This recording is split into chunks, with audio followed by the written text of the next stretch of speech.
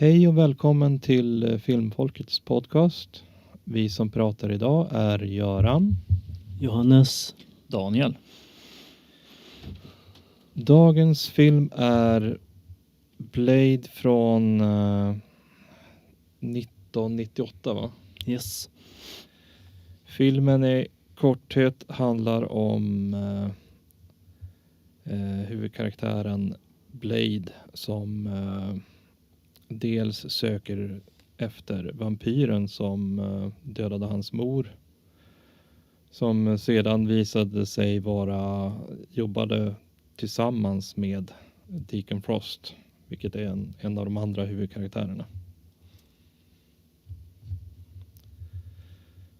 Så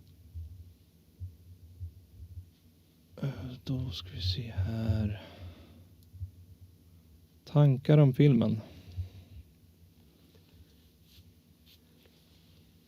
Ja, alltså han är ju vampyrjägare och han har ju en unik förmåga där genom att han har smittats i livmodern och har därav fått delvis vampyrkraft och kan slåss mot dem på mer eller mindre jämna villkor.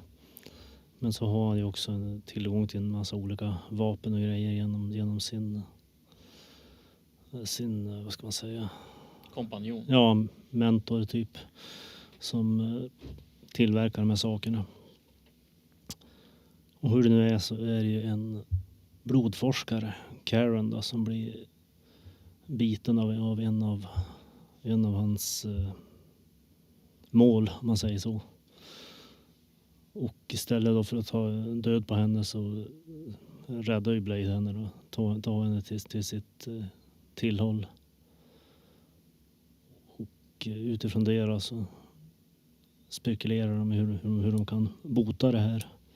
Både hennes infektion och hans liksom unika situation. Deacon Frost, han är ju då en vad ska man säga, vampyrerna har ett kastsamhälle där de har ett de som har rent blod, som är födda vampyrer, står över de andra som bara har blivit bitna då. Och Frost är en som har blivit biten.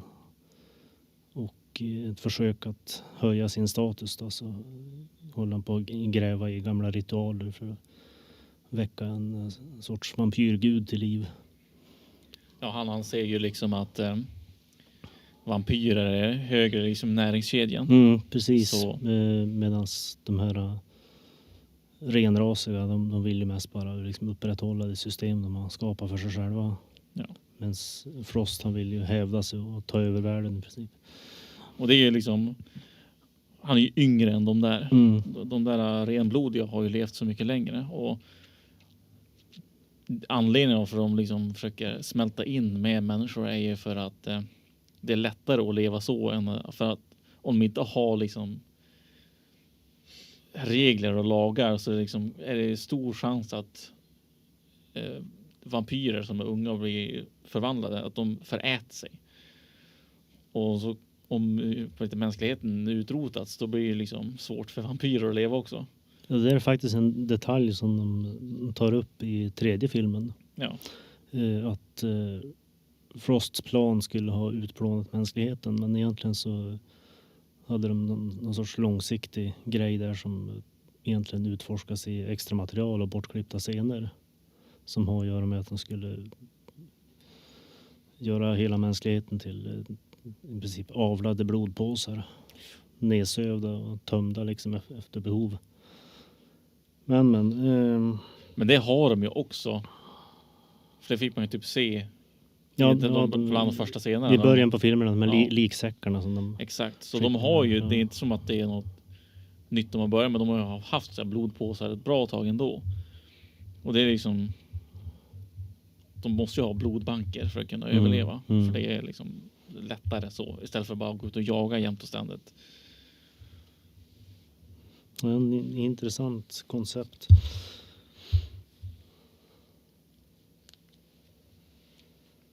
Så Frost, han är lite mer extremist om man säger så. Han försöker skynda på det här med att vampyrer ska liksom inte behöva gömma sig, utan de ska stå högst upp och de ska synas. Alltså, mänskligheten ska veta att de finns. Men det är ju inte alla som vet det. Det är ju bara ett fåtal som vet att de finns. Ja, de här renrasiga, de har ju som ett arrangemang där med myndigheter och allt möjligt att liksom hålla sig gömda och gynnas på det liksom. Och de har ju liksom nästlat in sig i finansvärlden och alltihopa. Det nämns bland annat att de äger ju hela downtown liksom, så att de har det ganska bekvämt för sig. Och så behöver de ju människor också, för att människor kan ju gå ute på dagstid. Det kan ju inte vampyrerna. Så då blir ju människor liksom springpojkar och sånt åt dem. Som kan jobba på dagtid medan vampyrerna sover typ. Alltså jag tänker ju på... Hon var ju lite grann att... hon var ju till hjälp lite senare i filmen, men i början så var hon ju liksom som en stoppkloss. Men det var ju coolt hur hon lyckades fixa det här vapnet som gjorde så att vampyrkropparna sprängdes. Ja visst, det var ju lite intressant det där att det var som blodforskare hade räknat ut att sån här antikoaguleringsvätska hade en väldigt dramatisk effekt med vampyrblod. Så att de sprängs. Jo, det var ju det där jag tänkte på, att när de sprängdes, det kändes lite grann som scener från Akira. Ja. Ja, jag tänkte också på det när de visade där, liksom hur han blåser upp och så bara exploderar han. Det var väldigt Akira-liknande.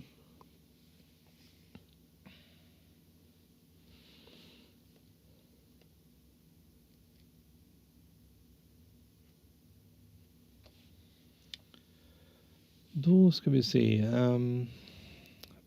Vad kan vi säga om skådespelarnas insatser? Ja, alltså Wesley Snipes som spelar Blade då. Jag tycker han passar som rollen. Alltså han gör en bra roll. Visst, den skulle säkert kunna vara bättre, men utseendemässigt liksom så tycker jag han passar som Blade. Och så har vi ju Chris Christopherson. Han är ju grym skådis. Han gör också ett fruktansvärt bra jobb som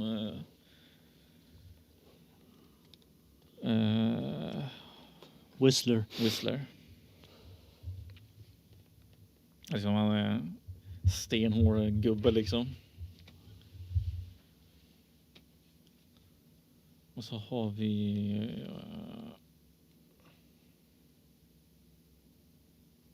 jag vet inte hur man uttalar hennes namn. Men hon som spelar Dr. Karen. Som hjälper Blade då liksom och hitta det nya vapnet och försöker bota vampyrer, om man säger så. Ja, bota sig själv först och främst, men att liksom förstå sig på den här konstiga smittan som vampyrtillståndet verkar vara. Men det sätts ju lite frågor kring det när man kommer in på slutet och det börjar hända en massa övernaturliga grejer. Liksom hur mycket är egentligen en sjukdom och hur mycket är någon sorts konstiga ritualer. Men alltså hennes roll, jag är inte riktigt såld på hennes skådespeleri. Det känns som att hon kunde gjort bättre. Det är frågan hur många filmer har hon gjort sedan innan? Ja, det är en bra fråga. Jag känner inte igen henne från någonting annat än Blade. Det är samma sak här.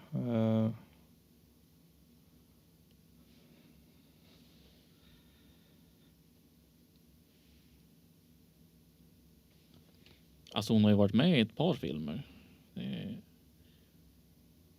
Men jag känner inte igen en enda av dem.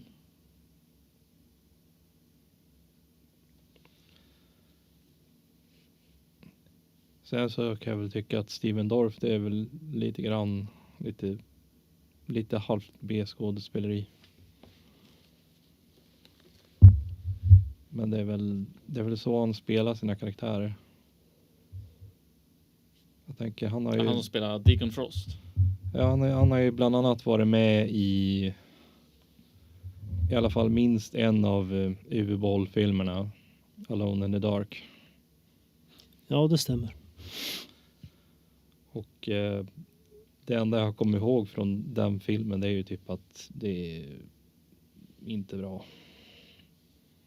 Men det är väl mer hur filmen är skriven. Det kan ju vara så att han är en bra skådis, men det är väl svårt att veta. Just det, han var med i Old Henry också. Där gjorde han faktiskt ett riktigt bra jobb.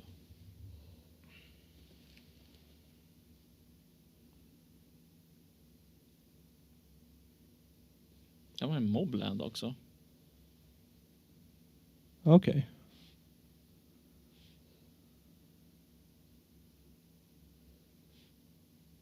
Och Leatherface.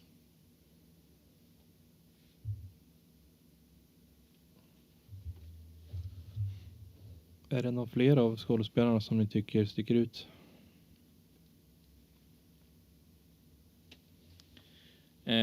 Han som spelar Quinn, Don Logue. Jag bara gillar han som karaktär. Han är flummig liksom. Lite korkad.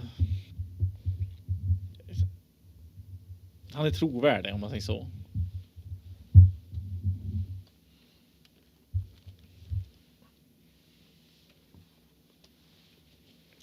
Och han är ju typ comic relief karaktären basically. Ja, han tar väldigt mycket stryk. Ja. Han tappar lemmar liksom, springer iväg och så kommer han tillbaks. Han har fått tillbaks lemmarna. Han tappar dem igen och försvinner. Ja. Så han är, ja.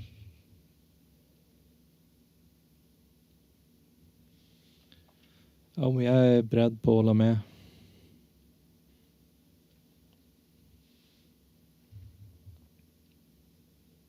Så utöver dem så där är det inte så många som sticker ut tycker jag.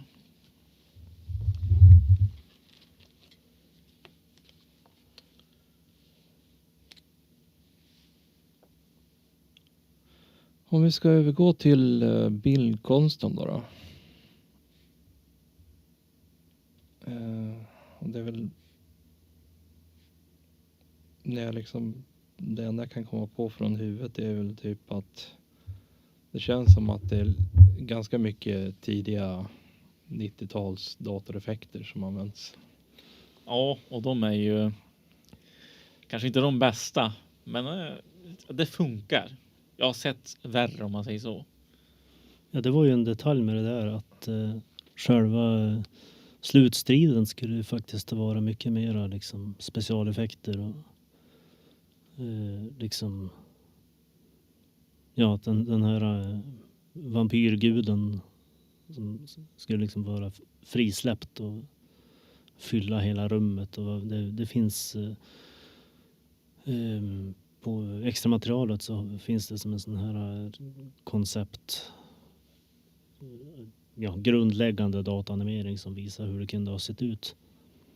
Men det var någonting som de helt enkelt la ner för att det såg för primitivt ut helt enkelt vad det gäller specialeffekterna med dataanimeringen och allt det där.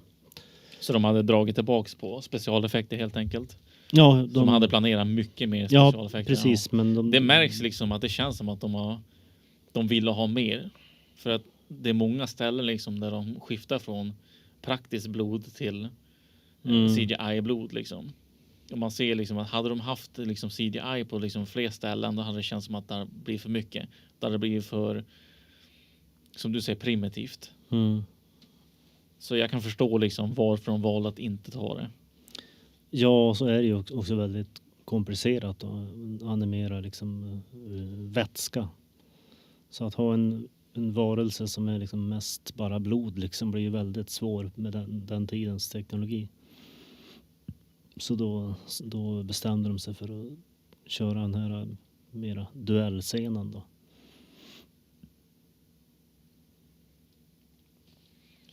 Så jag tycker det var ett bra val faktiskt. Det hade varit... det ska bli kul att se om de kommer ut med den nya remaken. Ja visst, det Vi får ska se ju hur den komma kommer bli. nästa år. Ja. Så de lär ju använda mer specialeffekter då.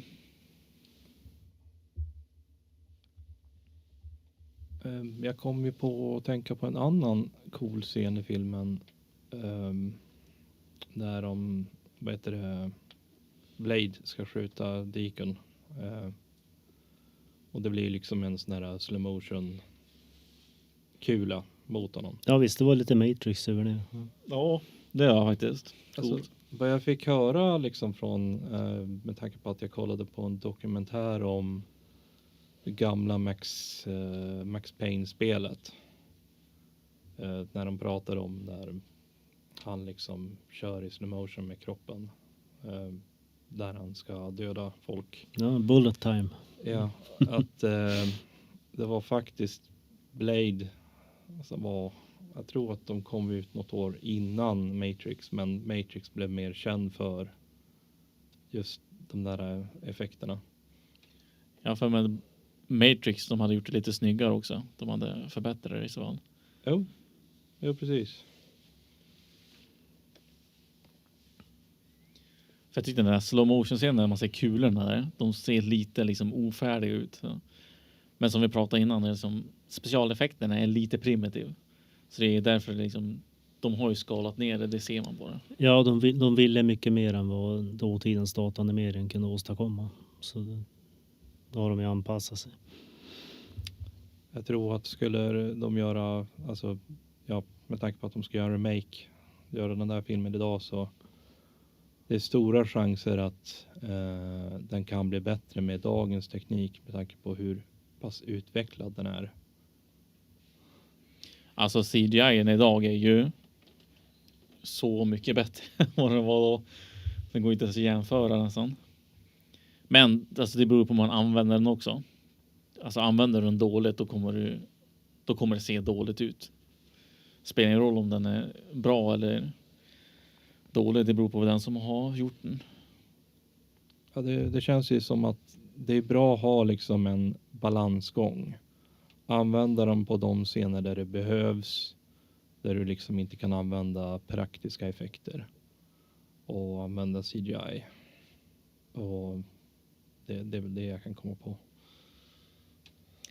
Det är ju liksom, CGI är ju perfekt om du vill enhansa liksom en praktisk effekt också. Så man bara snyggar till det med CGI.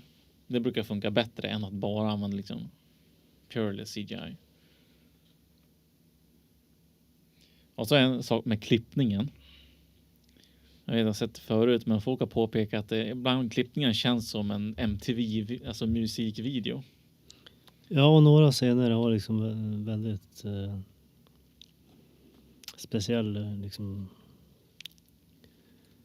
ska man säga, koordinering till musiken och så här, så att det blir effektfullt på det sättet. Jag tänker också på när de kör den här varianten att de spolar fram och tillbaka på vissa scener. Ja, just det. När det ska se ut att gå fort typ. Liksom. Som när han blev en blodgud. Alltså, fram och tillbaks. Jag tänkte också när de liksom körde med bilarna. Liksom när bland annat Blade håller på att jaga den här polisen som ska leverera blodet till... Ja, när de hade speedat upp. Det såg faktiskt jävligt snyggt ut. Jag tycker det var ganska coolt.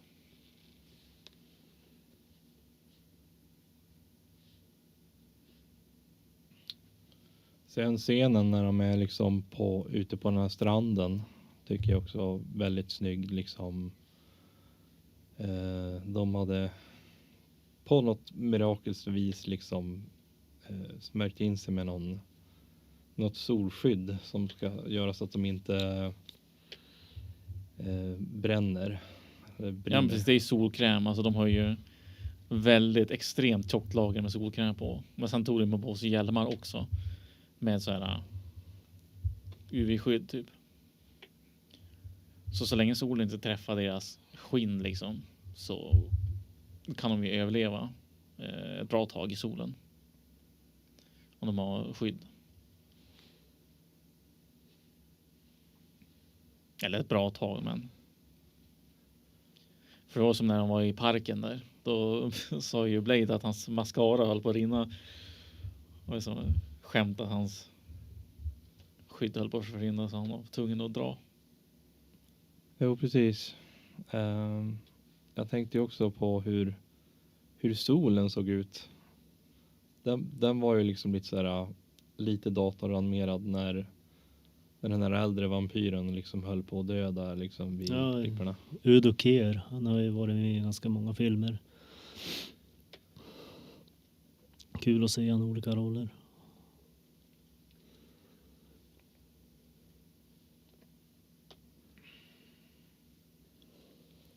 Och det är som att de här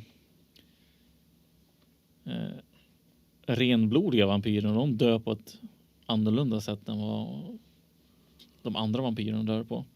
Det är som lite mer extremt när de dör. Ja visst, de andra de frasar sönder i små askhögar, medan han vänds ju nästan ut och in när han bränns. Ja men precis, det liksom skinner liksom, man bara ser liksom hur han imploderar nästan. Ja, och det är frågan om det är liksom, om det är vad solen gör dem. Liksom att det kanske det är lite renare om de bara huggs i 2 delar.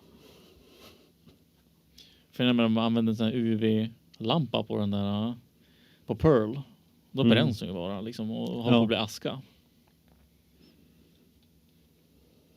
Så därför tänker jag liksom om det är de här renblodiga, de dör bara annorlunda för att de har deras blod är liksom annorlunda liksom.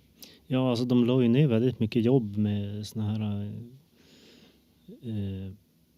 vad ska man säga, mer djupare detaljer. För alltså vampyrerna ska ju ha sitt eget samhälle.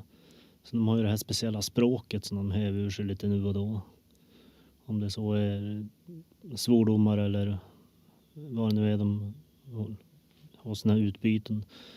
Så är det ju ett språk som liksom det textas ju. Men alltså det är rätt intressant hur de har byggt upp det där med skrift och tal och allting. Det tycker jag är coolt. Det är liksom, det tillför mycket. Sådana här detaljer, det är viktigt för sådana här filmer tycker jag. För att få liksom en större bild av hur stort det verkligen är.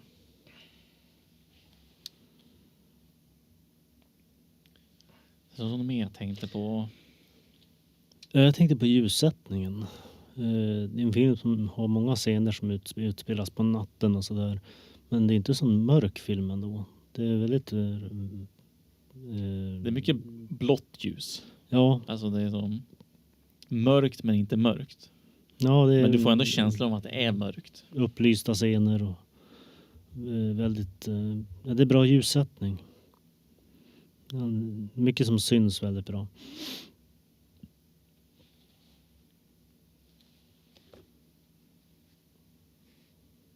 Ja just ja, i slutscenerna där när de extraherar själarna från de här renblodiga. Jag tycker det var ganska snyggt med CGI-en. Det är hur de jävla typ skeletten vad de kryper ut ur munnen på dem. Jag tycker det var ganska coolt. Det kändes ju lite cartoonaktigt när de liksom höll på att flyga iväg. Jo, men det ser coolt ut tycker jag. Det är, för att vara liksom ganska primitiv liksom CGI så tycker jag det var snyggt gjort. Jag har svårt att tro att de hade kunnat gjort bättre på den tiden. Ja, det är i alla fall bättre än Langorierna. Med de här köttbullsmonstren. Ja, precis. De här köttbullsmonstren, det är ju en klassiker måste man ju säga. Den kan de ju inte spendera lång tid på att skapa. Ja, men det känns ju som någonting som de har tagit från typ någon sån här något gammalt spel eller typ någon sån här gammal skärmsläckargrej och liksom tryckt in i filmen. Det är väl min gissning, men det... Fast den filmen är väl mycket äldre också. Ja, när var det den kom ut? Det var väl 70? 60? Nej. Var, Nej, så länge var kan inte det det vara. 90-tal någon gång?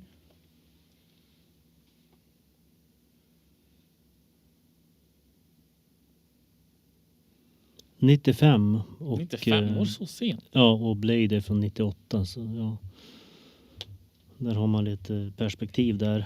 Sen är det ju också så att just den här slutscenerna med ritualerna och fight och allting. Det var ju en väldig kamp för att få det gjort i tid och allting. Så det syns ju också på effekterna. Att det är lite sämre än vad det kunde ha varit. Men alltså det var ju... Det var ett stort projekt som de fick stycka ganska ordentligt. Jo, alltså just det här med blodet när han har blivit blodguden. Alltså det ser så geléaktigt ut. Dåligt upplöst också.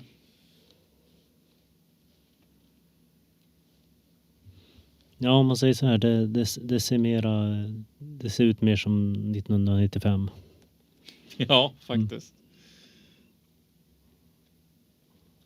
Vad kan vi säga om filmmusiken då? Det är mycket så disco, inte disco, men typ klubbmusik. Ja, visst. Och det känns som att de använder det ganska mycket. House och techno och sånt där. Ja, men Det är, exakt. som du sa där, att det är ju som vissa scener är ju lite musikvideo över hela. Ja, men det är verkligen det. Alltså hur de har scensatt det med ljus och allt möjligt och musiken. Så det är ju... Ja, det är lite roligt faktiskt.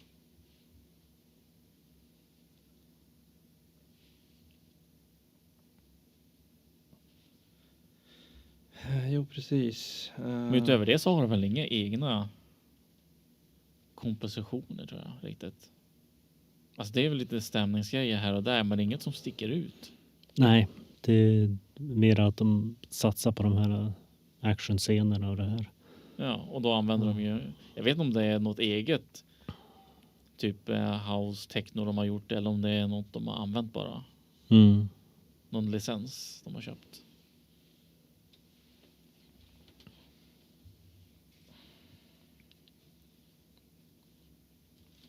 Jag kan inte komma på något mycket mer om filmmusiken förutom att det känns som att det är sån här typisk MTV-musik som de använder sig av. Ja, alltså det är... Ja, musiken är inte så märkvärdig. Liksom, det är typ en typ av technomusik som de återanvänder.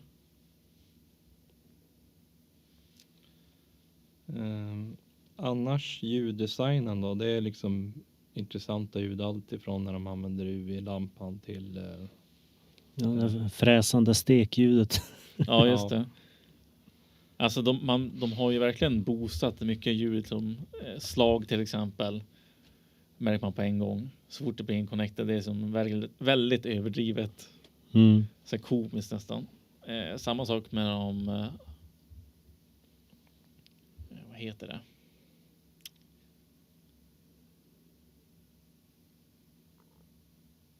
Ja, men när man använder typ shotgun och grejer. Du hör väl liksom varje gång liksom extremt mycket när de pumpar shotgunen. Laddar den.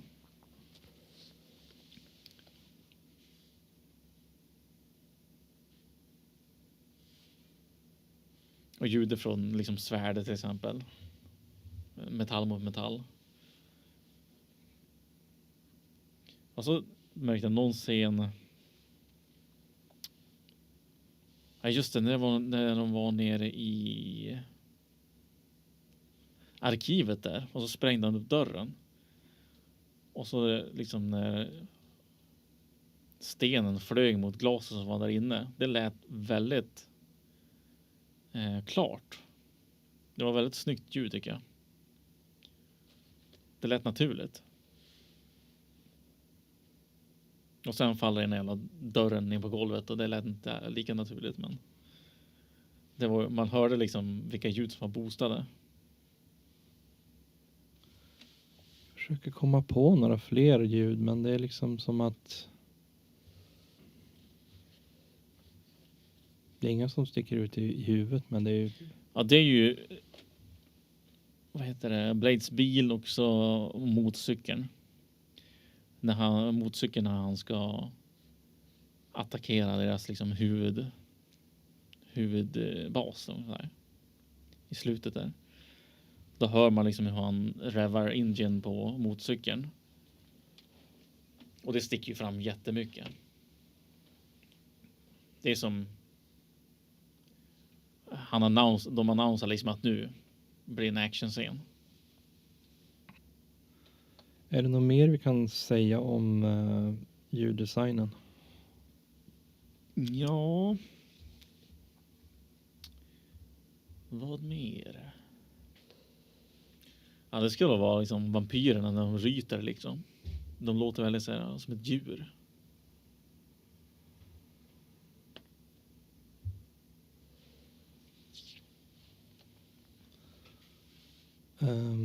Ja. Men om vi inte kan komma på något mer, då är det frågan: vad kunde ha gjorts annorlunda och övriga tankar?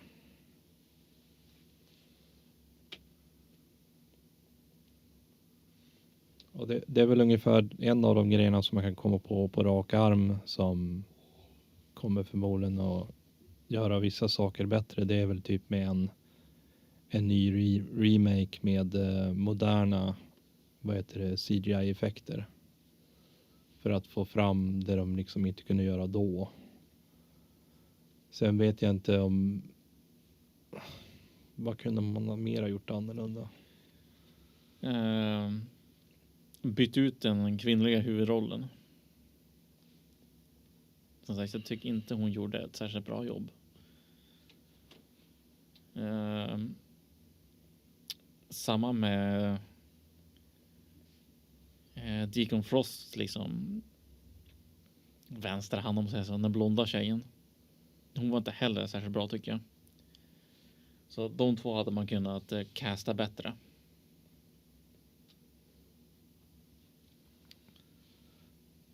Ja, jag är väl beredd att hålla med.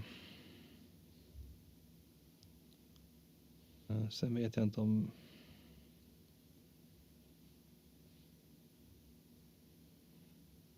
Det är inget annat jag kan komma på. Ja, det är alltid en svår fråga där, vad som hade kunnat gjorts bättre. Har du några idéer? Jag vet inte vad mer jag tänkte på under filmens gång, men det är som går den bort på en gång. Jag tycker bara att det är intressant att det här är ju Marvels första lyckade filmprojekt. Så det är liksom grundstenen i hela Marvels filmindustri. Blade är ju ursprungligen en serietidning. Ja, men precis. Han är med i Spider-Man och hela köret också. Jag vet inte, det är väl planer på att introducera honom i själva MCU. Med den här nya filmen som kommer då. Jag har ingen aning. Jag har ju inte sett något mycket av Marvel-filmerna sen efter pandemin. Där det blev lite grann som en stoppkloss i det hela. Så det kan ju bli bra. Men jag tänkte på om inte ni kan komma på något mer. Då är frågan om eventuella idéer på filmer till nästa gång. Ja, vi funderar väl på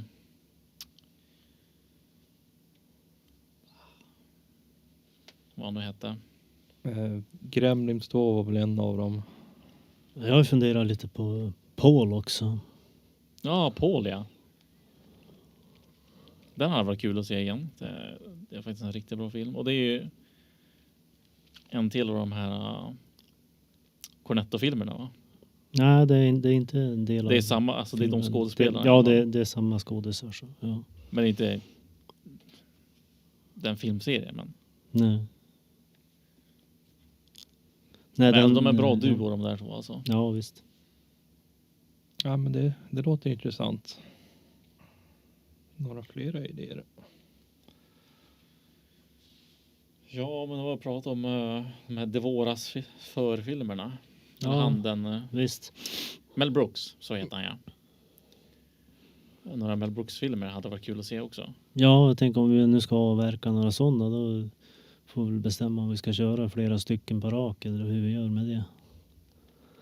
Det hade ju varit kul att liksom se några efter varandra i alla fall. Kanske inte alla, för han har väl gjort ett par filmer. Ja, precis. Men alltså...